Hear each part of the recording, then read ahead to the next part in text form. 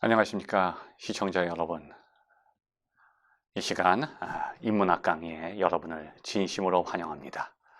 오늘 이 시간에는 삶을 위한 인문학 제1강 헬레니즘과 헤브라이즘 세 번째 시간입니다. 오늘 이 시간의 주제는 헬레니즘과 헤브라이즘의 사회 현실을 위한 적용입니다. 헬레니즘과 헤브라이즘이 지나간 과거의 까마득한 이야기로 끝나버리는 것이 아니라 지금 우리가 살고 있는 우리의 사회 현실 속에 얼마나 깊이 뿌리 박혀 있고 아직도 헬레니즘과 헤브라이즘이 우리의 사고와 우리의 삶을 어떻게 지배하고 이끌고 있는지를 한번 이 시간 우리가 공부해 보기로 하겠습니다. 우리가 지난 시간까지 헬레니즘의 특징과 헤브라이즘의 특징에 대해서 살펴보았죠. 그 여러 가지 특징들을 우리가 크게 한번 묶어본다면 헬레니즘이라고 하는 하나의 사상적 줄기는 지난번 공부했듯이 전체와 개체라고 하는 이분법적인 사고로 형성되어 있다고 말씀을 드렸죠. 전체와 개체와의 관계. 그래서 필연적으로 전체와 개체를 분리시켜야 돼요. 그러니까 사고방식이 분화적인 사고라고 볼 수가 있죠. 이게 이미 분리되어서 두 가지 사상적인 사고의 방향이 움직이고 있는 거예요. 나눠져서 움직이죠. 그런데 헤브라이즘은 정반대로 통합적인 사고라고 볼 수 있습니다.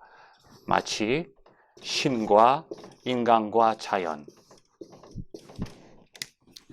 이 세 가지 요소가 어느 하나도 나눠지지 않고 긴밀하게 상호작용을 한다는 거예요. 상호관계를 통해서 하나의 어떤 전체적인 통합적인 형식을 가지게 된다고 하는 거죠. 그러니까 크게 보면 헬레니즘적인 사고는 분화적인 사고, 이 나누어진 것들을 비교함을 통해서 사고를 이끌어 나가는 것이고, 헤브라이즘은 분리되어 있는 것을 다시 통합시켜서 사고를 이끌어 나가는 거예요. 예를 들면 서양에서는 전체와 개체라고 이렇게 분화적인 사고를 한다면 이게 동양으로 가서는 우리가 잘 아는 음과 양, 음양이론이 되는 거예요. 동양적인 사고 속에서도 그 분화적인 사고, 이 우주 만물이 음과 양적인 요소로 이루어져 있다는 거예요. 천적인 요소와 지적인 요소, 하늘과 땅이 아닙니다. 천적인 요소가 양의 성질을 갖고 있고 음적인 요소가 땅이라고 하는 것이 음적인 성질을 가지고 있다는 거죠. 그런데 이 시간은 이제 우리가 중요하게 생각해야 될 것은 이 서로 다른 두 사상적인 줄기가 일방적으로 역사를 통해서 쭉 흘러내려오는 것이 아니고 어떠한 결정적인 사건을 통해서 둘이 서로 융합을 해버려요. 이 엄청난 역사적인 대변혁이라고 할 수 있죠. 여러분, 이것을 굉장히 우리가 인문학적으로 중요하게 들여다볼 필요가 있습니다. 아주 결정적인 사건이죠. 그것이 무엇일까요? 아마 여러분 로마 제국이 기독교를 국교로 승인하는 거예요. 바로 콘스탄틴이죠. 콘스탄틴 황제 때 AD 4세기 콘스탄틴 황제 때 그 기독교와 로마 제국이 연합해서 정교 합의를 이루죠. 정교 합의. 로마 황제를 다 몰아내고 콘스탄틴 황제가 로마의 황제가 됐어요. 그런데 지금까지 로마를 떠받쳐주던 그 종교는 황제 숭배 종교였죠. 근데 로마 황제들을 몰아내면서 황제 숭배 종교도 다 제거되면서 이제 콘스탄틴은 자신의 정치적인 기반을 떠받쳐줄 하나의 종교적인 백그라운드가 필요했어요. 그 종교적인 백그라운드를 콘스탄틴은 기독교로 선택했던 거죠. 그래서 이 콘스탄틴 황제가 기독교를 공인하고 기독교는 콘스탄틴 황제로 인정하면서 정치와 종교가 결합되게 됩니다. 그러면서 유럽 전체를 지배했던 그 로마의 그 정치적인 영역이 기독교적인 영역으로 바꾸어져 버려요. 이건 놀라운 거죠. 한순간에 이 기독교라고 하는 것이 그 고대 근동 지역의 작은 종교적인 섹트, 하나의 소종파처럼 존재하다가 사도 바울이 로마로 와서 로마에서 순교하면서 그 기독교가 로마에 전파되기 시작하면서부터 로마의 국교가 됨과 동시에 전 세계 종교가 되는 거예요. 이게 엄청난 정치적인 대변혁일 뿐 아니라 사상적, 문화적인 대변혁이라고 볼 수가 있죠. 왜 그럴까요? 바로 이 사건을 통해서 기독교가 로마의 국교로 공인되는 그 사건을 통해서 그 로마라고 하는 헬레니즘 문화권 안으로 헤브라이즘이 들어가게 돼요. 그런데 그 순간 헬레니즘이 사라져버리는 것도 아니고 헤브라이즘도 사라져버리는 것이 아니라 이 둘이 아주 절묘하게 조화를 이룹니다. 그래서 헤브라이즘이 헬레니즘에 영향을 주고 또 헬레니즘이 헤브라이즘에 영향을 줘서 그 기독교적인 전통 속에 헬레니즘적인 사고가 들어갑니다. 아까 말했던 이 분화적인 사고, 헬레니즘의 분화적인 사고가 헤브라이즘의 통합적인 사고 안으로 들어가고 헤브라이즘의 통합적인 사고가 헬레니즘의 분화적인 사고로 들어가요. 그래서 하나의 서로 융합된 하나의 사상적인 틀을 형성하게 되는데 그 결정적인 열매가 바로 여러분이 잘 아시는 어거스틴입니다. 이 기독교라고 하는 하나의 종교운동이 그냥 종교운동으로 끝나지 않고 하나의 제도적, 정치적 교회의 틀을 갖게 된 것은 이 기독교라고 하는 것이 하나의 교리 체계를 갖게 되는 거죠. 하나의 논리적인 학문 체계, 하나의 신학 체계를 형성하게 됐는데 그것에 결정적인 영향을 준 것이 바로 헬레니즘이에요. 또한 헬레니즘의 영주주의적인 전통이 기독교로 들어가서 하나의 기독교 신학의 틀, 교리의 틀을 만들어내게 되죠. 그리고 또한 기독교적인 전통, 헤브라이즘적인 전통이 헬레니즘으로 들어가서 분화적인 사고 속에 머물러 있던 그 헬레니즘적인 사고 구조를 또 통합적인 방향으로 인도하는 하나의 결과를 초래하게 되죠. 그러한 결정적인 하나의 모습이 어거스틴의 사상 속에 잘 나타나고 있습니다. 그래서 어거스틴의 사상을 보면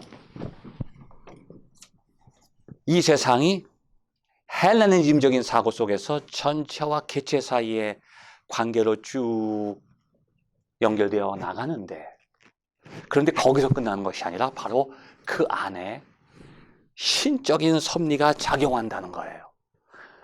그러니까 헬레니즘과 헤브라이즘이 서로 통합되는 거죠.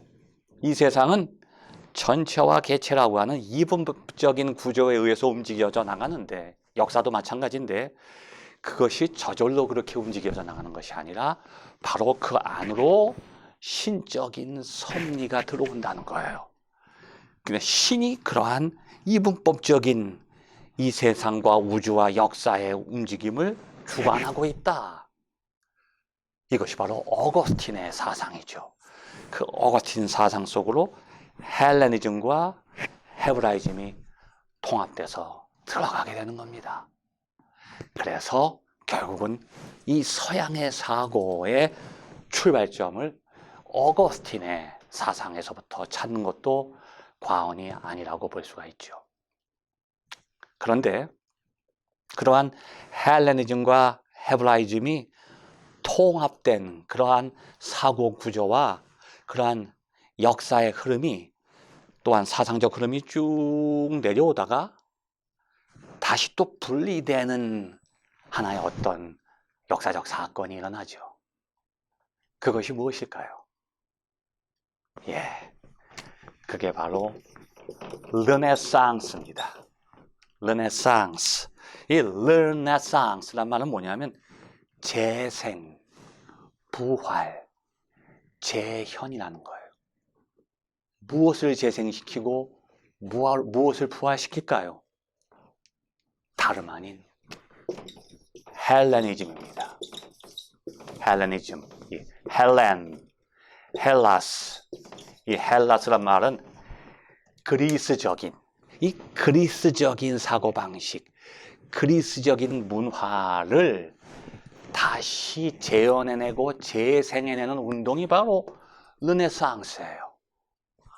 그때까지는 이 중세 시대의 기독교적인 전통을 통해서 헬레니즘이 헤브라이즘과 연결돼 있어 존재해 오다가 르네상스를 통해서 다시 헬레니즘이 헤브라이즘으로부터 분리되기 시작해요. 이게 역사의 하나의 전개 방식이에요. 이 어거스틴의 사고 속에서는 그 둘이 통합돼서 인류의 사상을 움직여 왔는데 이제 이 기독교적인 백그라운드, 정치와 문화와 이 세상을 지배했던 이 종교적인 힘이 무너지기 시작하잖아요.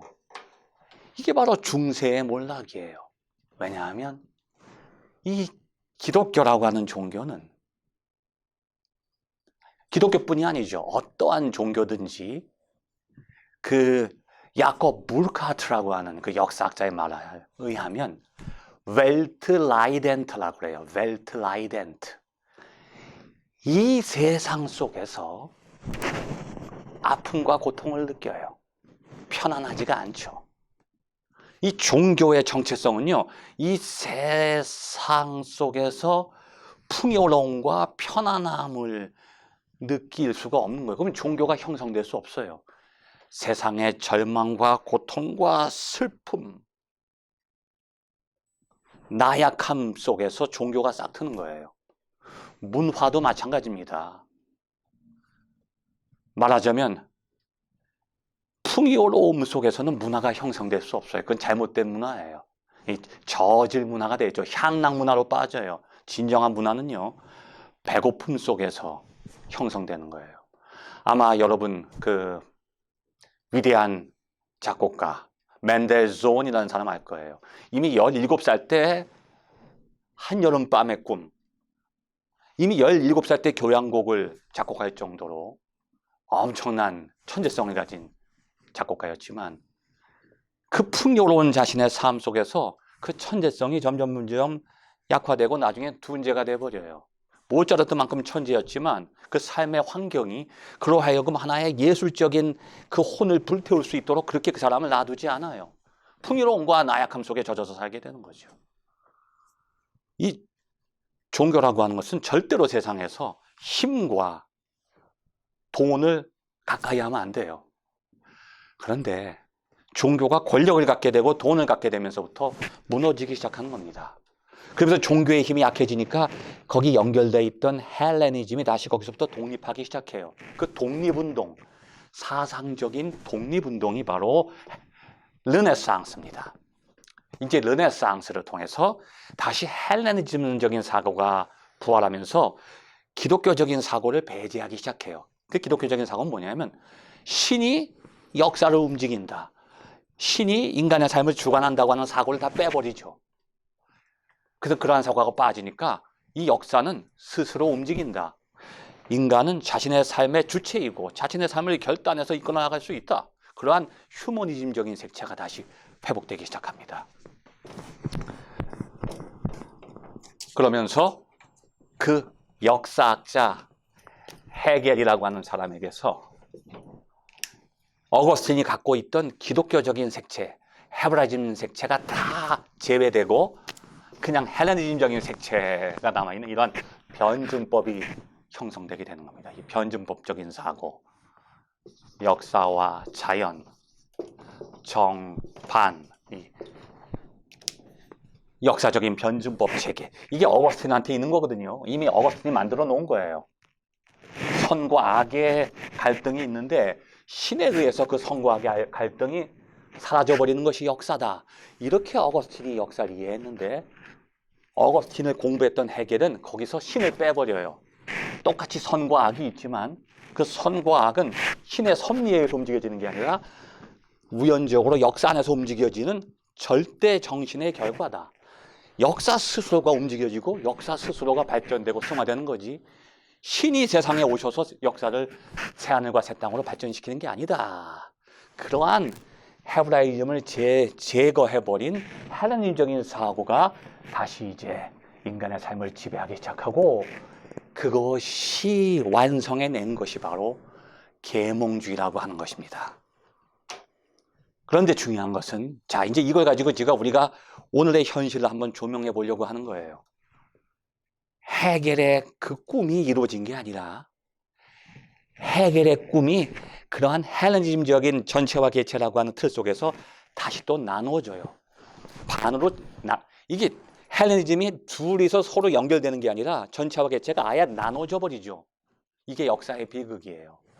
그래서 헤겔의 좌파의 전통을 이어갔던 사람들이 바로 칼 마르크스예요. 그리고 우파의 전통을 이어갔던 것이 바로 자본주의고 다윈의 진화론이죠. 이 우파라고 하는 헤겔의 우파는 전체와 개체 중에서 개체의 길을 선택했고 헤겔의 좌파는 전체의 길을 선택했어요. 그 전체주의, 전체를 통해서 정치를 이끌어가는, 역사를 해석하는, 경제를 해석하는 것이 바로 사회주의예요. 이제 여러분 알겠죠? 지금 우리 사회 속에서 존재하는 사회주의와 자본주의라는 것이 어디서 왔느냐? 헬레니즘의 사생아예요. 이 헬레니즘이라고 하는 것은 전체와 개체를 어떻게 잘 조화시키려고 하는 사고인데 이게 너무 극단적으로 나가다 보니까 이 둘이 나눠져 버려요. 그래서 전체를 극단화하는 사회주의의 길을 가게 됐고 개체를 극단화하는 자본주의의 길을 가게 된 거예요. 그러니 어떻게 되겠습니까? 이 둘이 잘 조화를 이루어야 인간의 사고가 온전해지고 삶이 온전해지고 이 역사와 사회가 온전한 방향으로 나가게 되는데 이 둘이 아예 분리돼 버리니까 인간의 삶이 나눠지고 사고가 나눠지고 역사가 나눠지는 거예요. 좌파와 우파가 대립하게 되는 겁니다. 사회주의와 자본주의가 대립하게 되는 거예요. 자유와 평등이 대립하게 되는 겁니다. 여러분 자유가 더 좋으실까요? 평등이 좋을까요? 예, 선택하면 안 됩니다, 여러분. 둘 다 좋은 거예요. 인간의 삶이 완성되기 위해서는 자유도 필요하고 평등도 필요해요. 그런데 사회주의는 평등의 길을 갔고요. 자본주의는 자유의 길을 극단적으로 나갔어요. 자유와 평등이 나눠지면서부터 평등 없는 자유, 자유 없는 평등을 추구하게 되는 겁니다. 이것이 지금 오늘날 우리의 좌파와 우파의 문제예요. 과연 여러분 좌파가 더 바람직한 길일까요? 아니면 우파가 바람직할 길이에요? 둘 다 극단으로 나가면 안 돼요. 왜냐하면 힘을 가진 좌파가 없고요. 힘이 없는 우파가 없어요. 좌파는 우파가 되고 우파는 좌파가 됩니다. 누구든지 힘을 가진 자는 보수적이 될 수밖에 없어요. 힘 없는 자는 진보적인 사고를 해요. 그러한 우리 현실 속에서 이 대립적인 관계, 정치가 나눠지고 경제가 나눠지는 그 원인과 이유에 대해서 저는 다음 시간에 이 헬레니즘적인 관점에서 한번 여러분께 분석을 해드리려고 합니다. 끝까지 경청해 주셔서 감사합니다.